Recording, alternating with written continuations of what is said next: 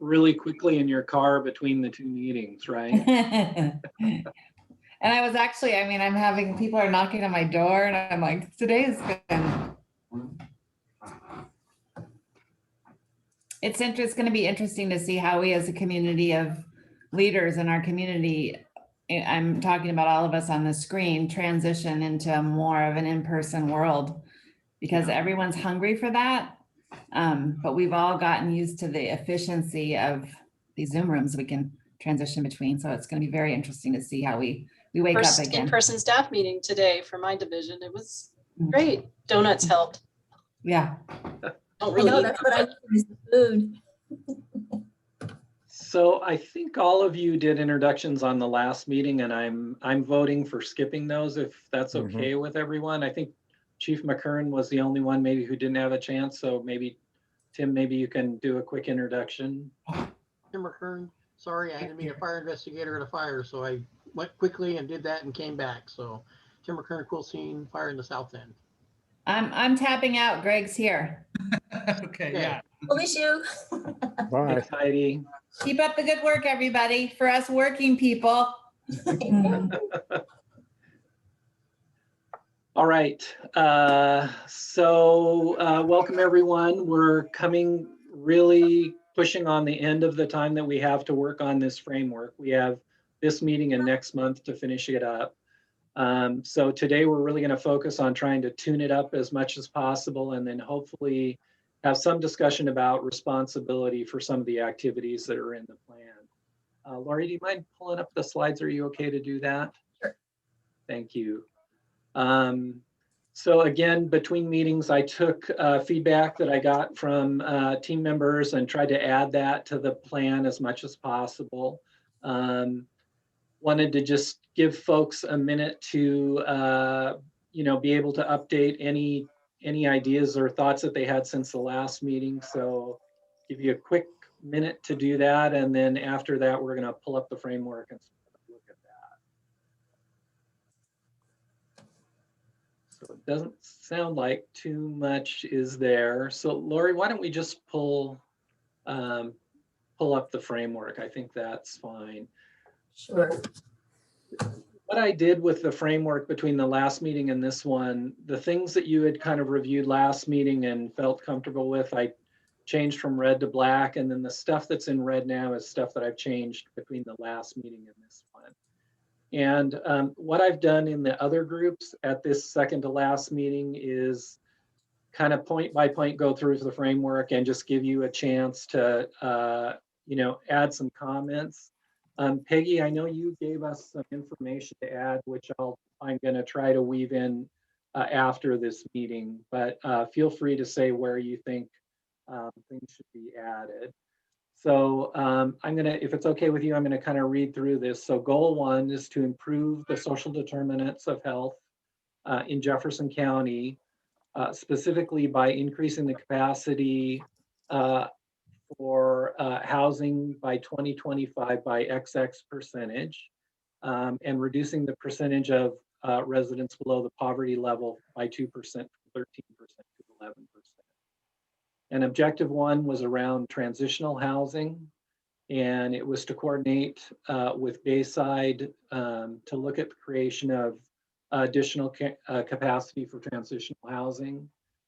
And then the recommendation was to have that metric recommended by the Housing Task Force and for them to help us track that.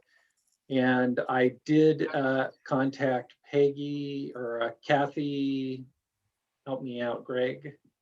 Morgan? Yeah, Kathy Morgan, and they're definitely willing to help us look at what those metrics might be.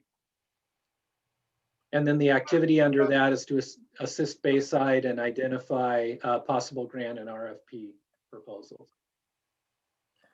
John, is Bayside the only organization involved in transitional housing? I don't think so, but I will rely on other experts in this group to tell me what other agencies are doing transitional housing work. I should know that, but I don't. Does OLICAP do some of that? Cap does that. Dove House does it. Peninsula Housing really kind of does it as well. Peninsula Housing doesn't do it, Peggy? They do HUD And vouchers. I not, guess not that's what transitional housing, not Yeah, transition. Yeah. So Dove House, Cap, and Bayside. Would it be, is it all feasible to include them as agencies to coordinate with there? I could be wrong. I think the reason we put Bayside is that they were already doing some work to pursue some grant funding. So I think that's why we called them out specifically. But Patrick, I think it's totally fine to add, you know, I think And the tiny homes was also, they were Peace Place. pursuing that tiny homes thing. I think we're willing to work with, you know, and provide support to any agency that's doing work in terms of grant funding for transitional housing. So we can make it a little more generic if you think that's appropriate. Well, I think spreading it out, but it's up to the other agencies too. But of course, all of them would welcome as much assistance as they can get. Probably depends on who takes the lead on this one. I mean, I wonder, again, the Housing Task Force, which is where we're talking about the metrics from, the Housing Task Force does have Bayside, Cap, and Dove House on it. I'm just wondering if, yeah, I don't know. I tend to agree with Patrick that just calling one out isn't. Well, what if we said coordinate with the Housing Task Force to assist in the creation of additional capacity for support? Or coordinate with transitional housing providers. Okay, I like that. yeah. That'll get to it. And of course, we see down below in 1B, Pfeiffer House is, you know, Proctor House essentially. So there's more than even the three that we've talked about, and others try to get into it in a more ad hoc way. Right. It was a bigger net. And of course, all of those agencies I know are talking to each other as well. So. Yeah, I think that's great to be a little more generic there. And then that would change the activity as well to make it a little more generic. And then strategy 1B is around Pfeiffer House. It's pretty specific. But I think that's work that we want to make sure that we support that work. That place is looking really good. Nice job on the renovation there, Commissioner. It looks great. I went and enjoyed it like you did, and that's about all I can really take credit for. You know, help get them some money, but that seems like a great use of an old property for a more appropriate population. So I'm excited. Spruce is up the corner, and Uptown looks great, and critical service. So again, under the kind of social determinants and improving housing was increase the units of workforce rental housing for working age adults. And the first strategy is around creating a template to identify sites for financing. And also it's kind of CHIP continuing to be involved in community efforts that support housing in the long run, and then also look at strategies to keep people in their existing homes, like loan support, utility support, and other programs. And that, again, that part in red is what I added from the last meeting, from input. And then the specific activities for that, organizing a work group to look at the specific needs for in-county rental housing. And then it lists some deliverables and talks about how to do that, assembling a work group, identify possible sites, identify possible funding. And I think this is all within the context of existing groups that are in the community. It's, you know, I think CHIP doesn't want to, you know, reinvent the wheel or become the housing task force. We want to work within the existing groups working in our community. This piece around the template and the defined process is something that Peggy Webster has connections in the community. So that's also not something that CHIP is trying to run the lead on, but she has connections to folks. And I know she's had to take another call there, but she might explain that when she comes back in. this page generally look okay to folks? Mhm. Okay, next page, Lori. So still on the goal of social determinants, this one is looking at poverty and how it impacts working age residents in our community. This one, I'll just share this with you. It's really focused on trades and training to improve job skills for folks. I'm wondering, it feels pretty limited to me in terms of strategies to support poverty in our community. And I'm wondering if folks, I basically put a note, are there other strategies that our group can think of in terms of either supporting existing work or thoughts about how to, other strategies to attack poverty in our community? One of the obvious items there, it may be more detail, and what the way it is there now, John, under strategy 3A there, it gets to it, but given the prominence of the maritime industry in our community, I wonder if that's something that should be specifically mentioned. I think that's an easy change for us to make, definitely. And Change or in addition? I would say in addition, sorry, thanks, Paige. Okay, okay. And there's also the issue of retraining to adults, not just young. This gets to young adults, but there are lots of adults. Well, I don't know about in Jefferson County what the number is, but the focus should. Well, maybe it shouldn't be, but anyway, it's a point of discussion about whether or not the training should extend to older folks. Well, we are focused on the working age group, but I mean, I guess you could go up to, what is it, 40, 50? Yeah. Well, that was a long time ago. Patrick, we can, No, I know. we can add you to the elder age group if you would like us to do that. No. I'm being facetious, sorry. No, I'm with you, John. I'm with you on that one. That's very kind. I'll call you up.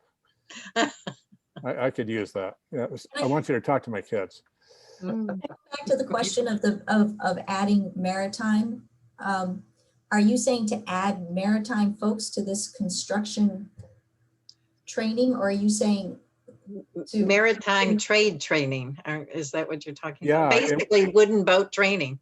Yeah, right? well, and it's such a prominent part of our economy here.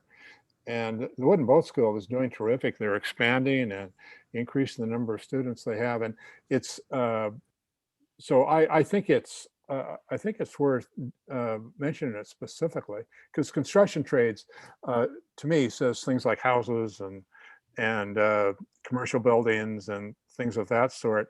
The maritime Electricians, industry, plumbers, yeah, all that. the maritime industry, I believe, is a unique kind of industry, and again, very, very prominent in our community.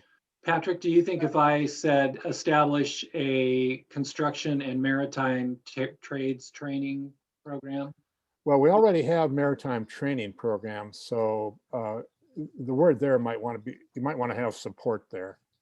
Establish construction trades and support, Okay. and support maritime training. Right. So the folks over at the Wooden Boat School are aware that we're supporting, and of course they're doing a lot of diesel work and a whole bunch of other things like that too. Okay. I'm wondering if our strategy should be less establishing training, because I mean, the Wooden Boat School is making a whole new training facility on port property. I know electricians that can't get anyone to be an apprentice, and if you're 21 and have a clean driving record, you can get a $25 an hour job driving a bus, and they'll train you and get your CDL for free. There's lots of opportunities for this. I feel like communication is what it's missing, connecting the folks that qualify for it that are already here with the programs. And I'm wondering if somehow amplifying the existing opportunities is a more achievable and a more achievable goal that's not enough is being done about, consolidating all those jobs and creating a database and propagating it out there. And I think it's important to look at, again, partnering with OLICAP, who is doing foundational community supports, which provides employment support services to individuals with behavioral health conditions. And that could be, that are part of this also target population.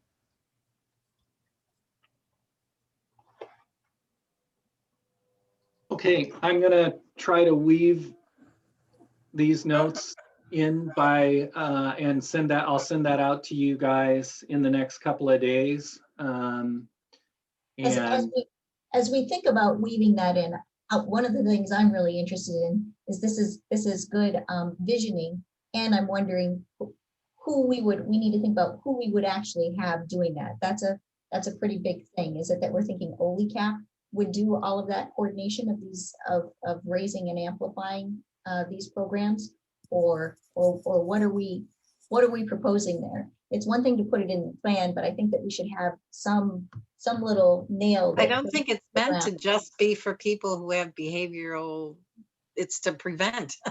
Yeah.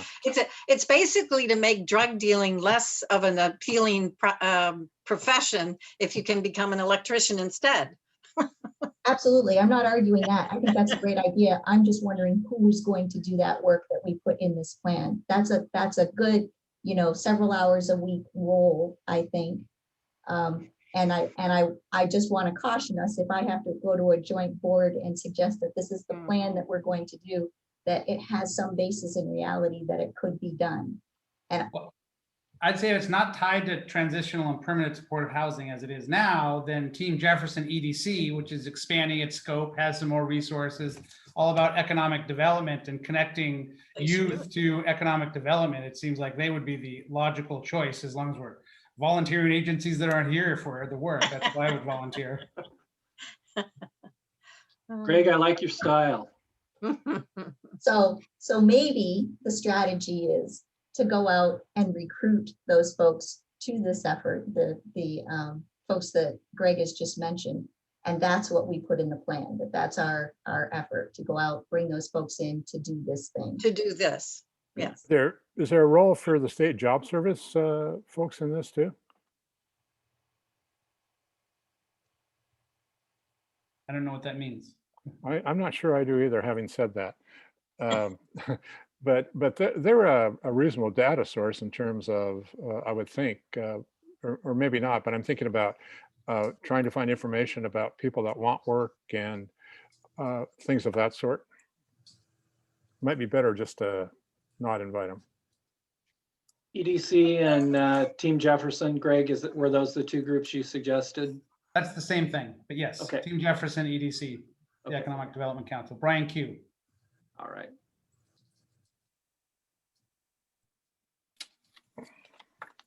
All right, next page, Lori. KUH. Oh, thank you.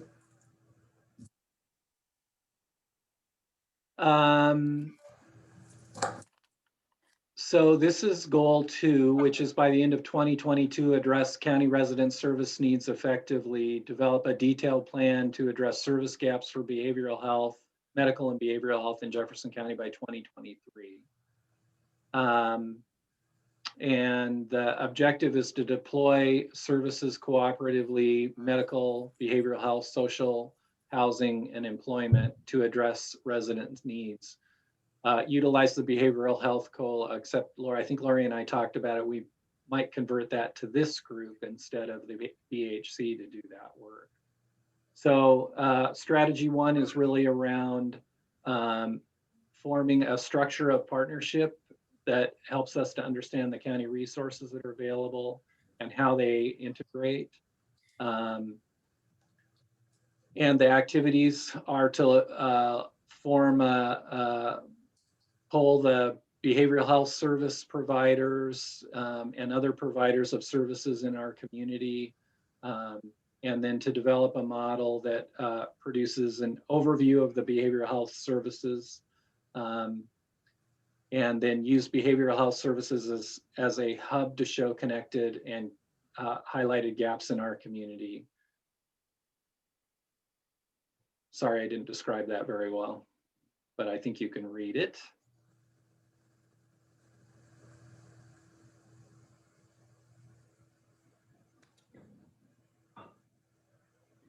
Comments, thoughts?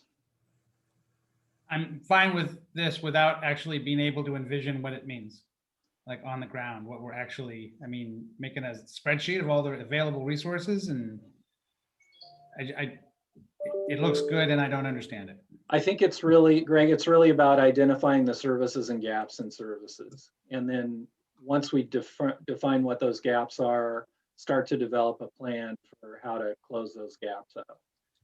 And I think the other piece that in my mind that goes with this is getting agencies that are not currently collaborating as much as possible to collaborate, because there's a real opportunity to do that. And that's kind of right in the CHIP wheelhouse to, you know, have agencies start collaborating and communicating to each other. So at So a that- high level, go ahead, Lori. That question, I think the same question that I have with the other one is identify gaps and develop solutions it's an awesome thing, but who exactly is going to do that? And I know we're not at the place where we're assigning who is going to do it, but I think we need to think going on down the road. That's a lot of ground that we cover there that, you know, could be a substantial amount of hours invested to intelligently identify those gaps and develop plans. You can spend, you know, a year just getting agencies to collaborate. Well, I think it's important in this process to keep in mind that there's a fair amount of that. It can always be improved, but I think my sense is that most of the agencies within the area do try to work together. That can always be increased, and I think language to the effect to improve, build upon, and things of that sort is useful in that regard. I really get concerned, and the commissioner can speak to this far better than I can, but I really get concerned about Quilcene and Brennan and other areas that are removed from the Port Townsend area. And in terms of cooperation and actually just getting services to those areas. There are some that are going quite well in schools, for example, but there are other services that are much needed. And so one of the issues might be to not only collaborate, and this will get back to the needs assessment and identifying the gaps in services, but the idea of collaborating in order to expand services. Maybe that's in there and I'm not seeing it, but. It might be on the next page. Okay. Lori, I totally agree with what you're saying. And I think my strategy for that is if we can get through the framework this time, we'll talk about assignments next time. And then I think if we come across something and there's no agency that jumps out to do it, we'll take it off the list. Because if there's nobody identified to take the lead, at least take the lead, then it really shouldn't be in the plan. Great. So same goal, same objective. Again, it's about identifying gaps. And this one is speaking about forming a SWOT analysis to look at the services that are not available in our community. And it's suggesting that this team, the working age group team, would develop that SWOT analysis. And Patrick, I think that gets it. Yeah, Kind of the yeah, question I you were was. asking. Thank you, John. And then BHC or this group, and we need to have some discussion about that, would develop a plan to start to address the gaps in our community. And we may need to push those dates out. I just put them there as a suggestion. Yeah, because this one will require, for instance, you know, a hospital and the BHC to work at least in collaboration, and the BHC already has a pretty full docket of what they're trying to get done next. Yeah, in fact, Lori, can you make a note to push the date for 1C out? Certainly, that one is way too aggressive.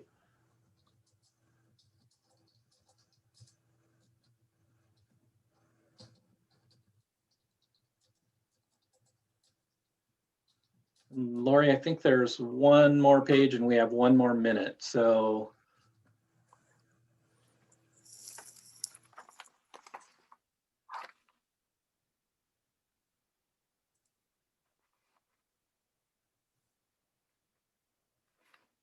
And this is about, Developing a common language. yeah, kind of getting everybody on the same page in terms of how we're doing this work and developing a common, like Lori said, a common language.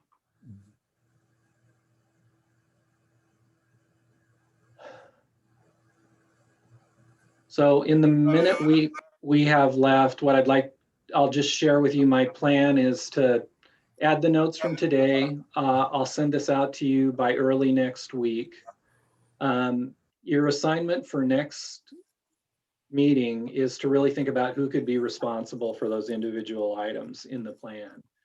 That's the last piece that we have left to do. I would like to limit any major changes to the plan at this point because it's just so close to the deadline. So if you just look at it and there's a glaring weakness, please feel free to let me know. But if there's some little semantic change or whatever, we're probably not going to worry too much about that at this point.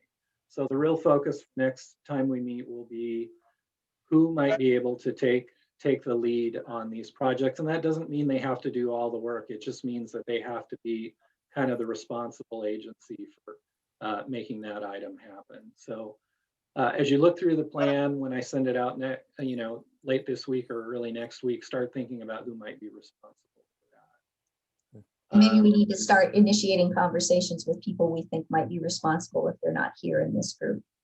I thought you guys had a bunch of money to hire people. Is that just a vicious rumor? That's a pretty vicious rumor if that rumor is out there.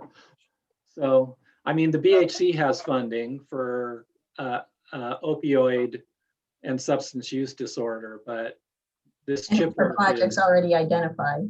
yeah. Well, surely this- we could expand the definition, John. Lori and I have already pushed that boundary pretty far, I'd say. So, all right. Well, thank you all so much for participating. And I'm really excited to finish this work. I think it's really important. And, the previous CHIP plan really proved to be a roadmap for a lot of work that's gone on in our county in the last few years. And I think you guys have a lot of influence over, what happens in our community in the next few years. So it's really exciting work, and I appreciate your contribution. So Good all work, right. John. Bye-bye. Thanks, you guys.